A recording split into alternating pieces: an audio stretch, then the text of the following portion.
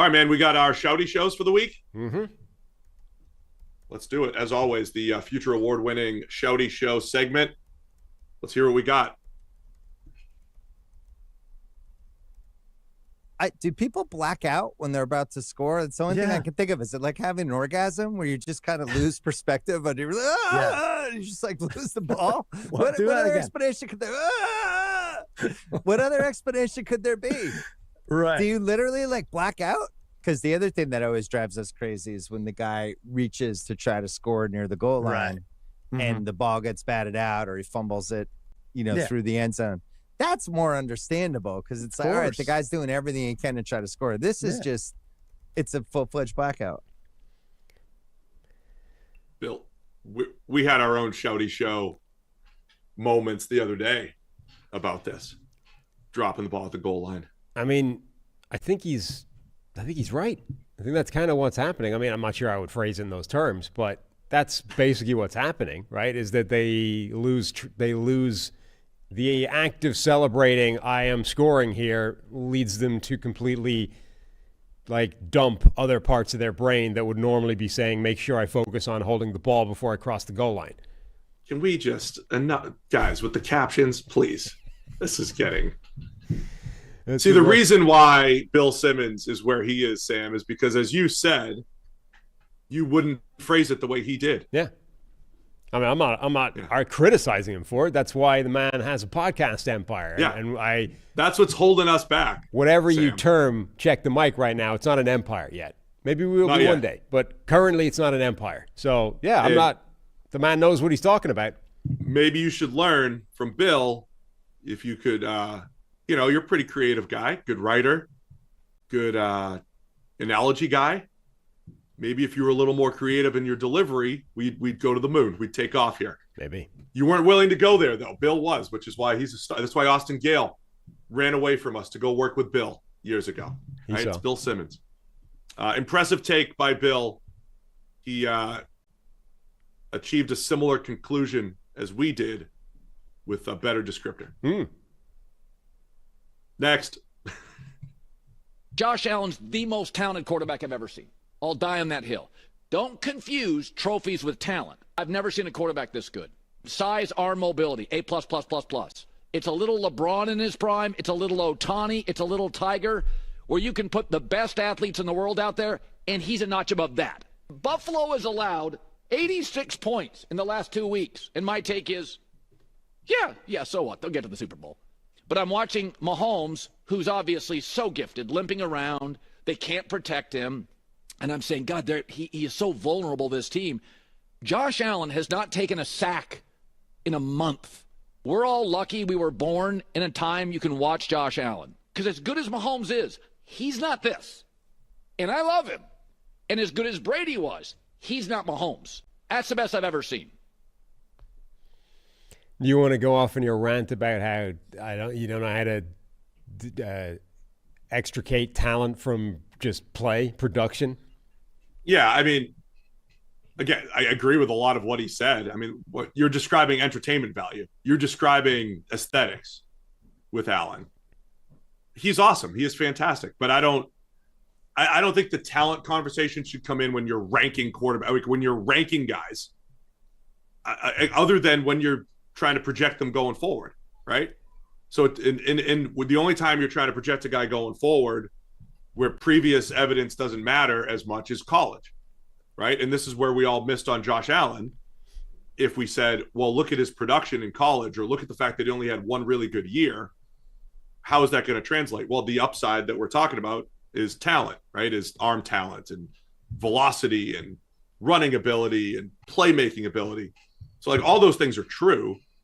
But if you're saying who's a better quarterback, Tom Brady, Patrick Mahomes, Josh Allen, Joe Burrow, right? Throw them all in there. You should default to how they've played quarterback, not this theoretical level of talent if you're trying to rank guys. Well, the problem he's describing something a little different. He's not necessarily ranking right now. I don't like when this shows up in ranking. I just think because again, I always come back to who was more talented, Tom Brady or Cam Newton? Right. I mean, Cam Newton threw the ball faster. He didn't read plays faster. He wasn't as accurate. He didn't move in the pocket with a purpose better than Brady. He ran better than Brady. Like, who's more talented? And if you claim Cam, then it doesn't matter who's most talented. It matters who plays quarterback better, right? So that's where I don't always love these descriptions, because there's people right now like Tom Brady's still the GOAT, but Patrick Mahomes is more talented. Okay, so what does that even mean? Well, that's the problem, is that it's describing like an abstract concept, right? If all we're talking about is physical ability, then Anthony Richardson is the most talented quarterback that's ever played the game, because we've measured it all, right? He's bigger, stronger, faster than any other quarterback that's ever entered the league, including Cam Newton, including Josh Allen, all of these guys. Anthony Richardson is the most talented quarterback to ever play football. He's not anywhere near the best quarterback to ever play football. He might not be the best quarterback on the Indianapolis Colts right now, because a geriatric Joe Flacco is no discernibly different, really. So if all we're describing is physical talent, then it's irrelevant, because there's no connection between that and being good. If what we're describing is some kind of melding of talent, physical talent, and mental talent, then it's like a completely arbitrary, random assortment of, do I like this guy more or not? Because if that's what we're doing, then who's more talented between Josh Allen, Patrick Mahomes, Lamar Jackson, Aaron Rodgers, all these sort of all-time great quarterbacks are all physically gifted, but also very good at playing the game. And then how do you weigh that against Tom Brady, who's physically marginal, but the greatest quarterback to ever play football? Like, it just feels like a random way of just articulating, I like this guy. Yeah. And look, like I said, I agree with Josh Allen is must-see TV. He's entertaining. I do think he's cut down on some of the disastrous plays, because it used to be like, oh, he'll make these special plays, he'll make these disastrous plays. The great plays outweigh the disasters. I think that's even more the case in the last few weeks in particular. You could probably make the argument that here's where talent could come in, is maybe elevating subpar situations. Because like what Allen does, like why have we looked at big time throws a lot through the years? I think a big time throw is creating a big opportunity, oftentimes that shouldn't even exist, right? Players covered, and you're the rest of your team's not necessarily doing great, but you are, and you're giving them an opportunity to create a big play that shouldn't exist. Guys covered, you're scrambling, you're creating. Allen does that as well as anybody. I agree. But if you're saying he's more this than Mahomes right now, like what does that even mean? Right. I would just say he's playing. I think you could honestly say snap for snap, Josh Allen's last 2 years have been way better than Patrick Mahomes' last 2 years. Yeah. Snap for snap, football playing has been way better the last 2 years. But it doesn't matter, because Mahomes has played better snap for snap in the playoffs, and he still has this knack for playing better. He's calibrated to win in the fourth quarter, just like the Chiefs are calibrated to win by 3. I think you can clearly say that Josh Allen has been better than Patrick Mahomes over the last, whatever period of time you want to cut that to. But I don't think you can say definitively that Josh Allen is more talented than Patrick Mahomes. I mean, I think you can make the argument that Patrick Mahomes is as talented a quarterback as we've ever seen in the game. He's got an insane arm. His rushing ability is freakish in terms of being able to get the first down exactly when he wants it. And he's got all the intangible, clutch, field vision, all that kind of stuff. So I just don't know what we're describing when we say talent, right? Even now, like this season, 2 of the best 3 performing quarterbacks in the NFL are Josh Allen and Joe Burrow. By pretty much every conceivable metric, you would say Josh Allen is physically superior to Joe Burrow. But is he more talented because Burrow is capable of the same level, if not better, levels of play in any given week? So again, I don't know what we're saying when we say talent. I just think it's this convenient catch-all bucket that we can just use whenever we want to make a point. I agree. Cancel talent. That's it. Cancel the whole use of talent as a descriptor for quarterbacks when you're trying to rank them. That's why I'll continue to say, at the end of the day, like Brady's going to be underrated despite being called the GOAT, and Burrow's going to be underrated, just the traditional pocket passer, even though Burrow wins out of structure a lot now too. Underrated. All right. What's next? That's a disaster. And did you see week 17? Did you see week 17? I mean, week 17, they got to put, first off, they put the 2 games on Christmas, so it's at Netflix. As we discussed forever, who the hell can watch an NFL game on Christmas Day at 1 o'clock in the afternoon? I can't, and I hate Christmas, but I can't. At 1 o'clock on Christmas Day, it's Kansas City and Pittsburgh. What, am I going to stick the television set on at 1 o'clock? Sorry, hon, I'll see you later. Open up your gifts, good night. I can't do that. So Kansas City and Pittsburgh is at 1, and Baltimore at Houston is at 4:30, and those are Netflix games. We got to make sure Netflix, some dope in Pakistan, can watch this football game. I mean, Netflix with their lineup, oh my God, they got everybody they got 9 billion people in the broadcast booth, whether it's the pregame show and everything. Half of them ESPN, half have been fired by ESPN. I mean, it's absurd. Call me, I might go. I can feel my blood pressure ticking up just listening to him. I genuinely do not understand how he's able to do that day after day after day without a blood vessel in his brain just popping on him and getting a stroke 6 months into it. I do not get it. That was impressive. Blows my mind. He was my mind. I'm a rambler. That's why we have long shows. Part of it. I ramble. My brain goes in different directions sometimes. That was pretty special, though. He was complaining about 8 different things at once and just kept pulling them all off. Because it's all random. It's not like... Because I think he really wanted to be mad at the streaming service. Then he was mad at Christmas. Then he was mad at the timing of the games. Then he was mad that the games were actually good. Last year, the NFL did us a solid on Christmas Day. It was like Giants-Eagles in the middle. It's like, all right, you get a little break here. It's not a great game. But the NFL said, no, we're going to have our best games on Christmas. So he got mad at like 8 different things at once, which was impressive. I don't understand how you can manufacture that level of being worked up over everything. Because like I said, there's 5 things in that one rant that got him. Like, you and I are both capable of hitting that pitch of irate over something, right? And maybe it's environmental factors, you're tired, you're stressed, whatever, something's been annoying you, and then something sets you off. Or maybe it's simply you hate IKEA that much, right? But both of us are capable of hitting that pitch.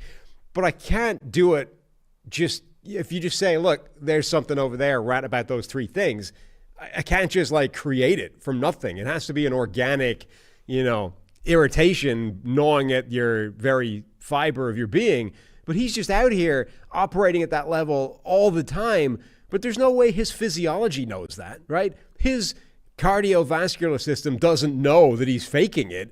His cardiovascular system is just perpetually operating at 150 beats per minute, trying to pump adrenaline through his brain because it thinks we need to fight whatever horrible thing is happening to him. It's ridiculous. That man must be like a walking ulcer at this stage. And a couple uncles, Uncle Anthony had a little of that in him. Uncle Anthony was a little upset about almost everything at all points. Okay. His favorite team could be in first place. He's like, they stink. Doesn't matter. They're not going to win it. They stink. I mean, look, it's natural. It's natural for a lot of people. We've gotten into trouble for commenting on Uncle Anthony in the past. I'm just saying that it might not be the best thing for your health to operate that way at all times. We've gotten in trouble talking about Uncle Anthony? Didn't you say that? And you being located around the family now, it's probably not the time to be bringing it up. No, it's all right. Used to go to his house on Christmas Day every year. He'd make the nice gravy for us and everything. Rest in peace. I will say, I think Mad Dog, because I didn't listen to whatever radio show that made him famous across the pond. So I didn't have as much exposure to Mad Dog as, Skip or Stephen A. I think he's becoming my most hated Shouty Show person. I hate everything about that shtick. I think it's a waste of everybody's time. I think it's a worthless contribution to the discourse. And it blows my mind that he can consistently do it and not just rupture an aneurysm at any given moment. I think you're missing the point, though, because you believe in... I don't know. You like when people are being truthful with everything, substance, right? Yes, but he believes all of that. I mean, you've questioned whether Skip really believes this or Stephen A. believes this. I mean, Mad Dog really believes his Christmas is being ruined. Yeah, he's got to log into Netflix has to watch a game at 1. He hates Christmas presents and Christmas or whatever anyway. So he believes everything that he just said. He believes. Right. He just delivers it with that, but this is the thing that you don't like. I go back and forth on this, and it's like, which is worse, this terrible thing, or this other terrible thing? I think ultimately they're both worse than each other. I hate somebody that is doing it all for show. Like, I hate it being a fraudulent bit because they know it's successful and it's engaging and it works, right? I hate that. But equally, I hate just as much somebody that believes every idiotic thing they're saying and they're all idiotic. Like, I hate that as well. I hate them both. That's why the Shouty Show thing is so frustrating, because whether it's like Emmanuel Acho, right? Is Emmanuel Acho that deluded, or is he doing the whole thing for a shtick? Either way, I hate it, right? There's no answer to that question that doesn't make me hate it even more. So with Mad Dog, I don't think it's better than Skip doing the whole thing for the views. It's the same. They're both contemptible. I present to you next week's Shouty Show segment. If we could just clip that. Mad Dog. Mad Dog's greatest hits. As a future 2-time contributor after that, your face should be right up there next to Stephen A. and Nick Wright on the thumbnail. That was impressive. I hate everything about it. I hate it. Which is why we do it every single Wednesday. Thanks for watching all the way to the end of our video. For more great content, click here to subscribe and here to watch another video. We'll see you again soon.